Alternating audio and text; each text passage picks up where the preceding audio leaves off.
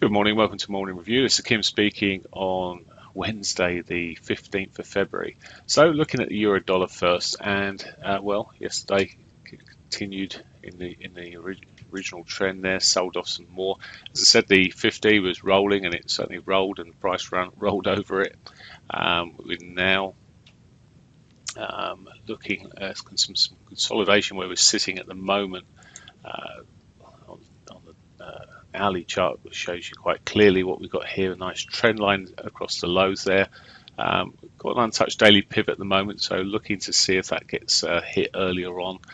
A break above that may see me on a smallish bullish trade back towards the R1, maybe yesterday's highs, but my preference is still with the trend if it continues. So hopefully if it hits that pivot, that 34 sort of zone, if we see some sort of reversal around that point, I would be looking on the short side for yesterday's lows, the S1, maybe more. For the pound's been very choppy of late, and it continues really. Yesterday it held up reasonably well in the afternoon. It didn't take such a hit as the euro did in a sense, although it did take a hit from the inflation figure, which ironically was the highest for God knows how long, but disappointing because it came in 0.1 lower than expectation, and we saw the pound running off, which could just be a bit of a sign of the strength of the US dollar here. Obviously, we're seeing it against the euro, but there's also all sorts of fundamental reasons why the euro is weak anyway. But anyway, for now, this to me looks bear flaggish on this 4-hourly chart to the right hand side here. Maybe we could see some further downside. It's has got a daily pivot above us, which of course is the statistic. If we break through the 60.21, maybe it'll be on for that pivot. But just like the euro, at that sort of point with the 34 sitting there, I'll be watching this to see if it sort of can break through the trend lines here, as trend lines, the moving averages, or whether it puts in a reversal. And then would be looking from that point of view, if there's anything that's up there, gives us a signal. I'd be looking for a sell-off back down towards these lows, recent lows. There's plenty of them now sitting around here, and then the S1.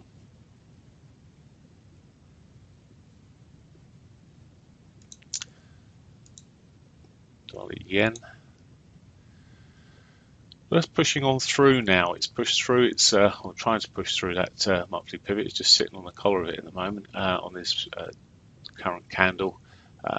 Still untouched weekly pivot below us. It's obviously as we progress through the week and the move away from it, the less chance it's got of being hit. But we'll see on this at the moment. But at the moment, as with the euro and the pound softening, this also is softening, and we've got the chance of further upside here. But again, an untouched pivot below, so it sort of sits with 3 of these currencies so far. They've all got an untouched pivot, so if we see any dollar weakness coming through, the pivots may be on. Aussie dollar, well, exception to the rule in terms of the pivots, and pushing up quite nicely. Strongest of the pairings here. Will today see the break of those previous highs there at around 77 sort of zone. If it's been knocking on the door enough, will we see it push up towards that monthly R1? Of course, if the others are starting to move towards their pivots, that would suggest dollar weakness and help the case for this. From the shorter term time frame, looking at this hourly time frame on the daily pivots, we could, if it does, it's already hit the daily pivot below, so if it starts moving, could be on for yesterday's highs there, maybe the R1.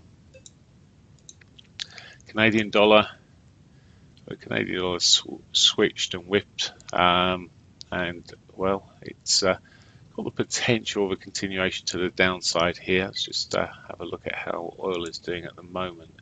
Okay, it's consolidated around this area. Saw some figures on oil production yesterday. Obviously, they're key at the moment in terms of who's producing what. There's still some that aren't quite reducing the amounts of oil they're producing, but some of the major producers are, and that's seen oil stabilise at least, and not perhaps gaining as much as it could do. So taking back to the Canadian dollar, stability there. So we're looking for the more dollar action as opposed to the oil action at the moment, maybe.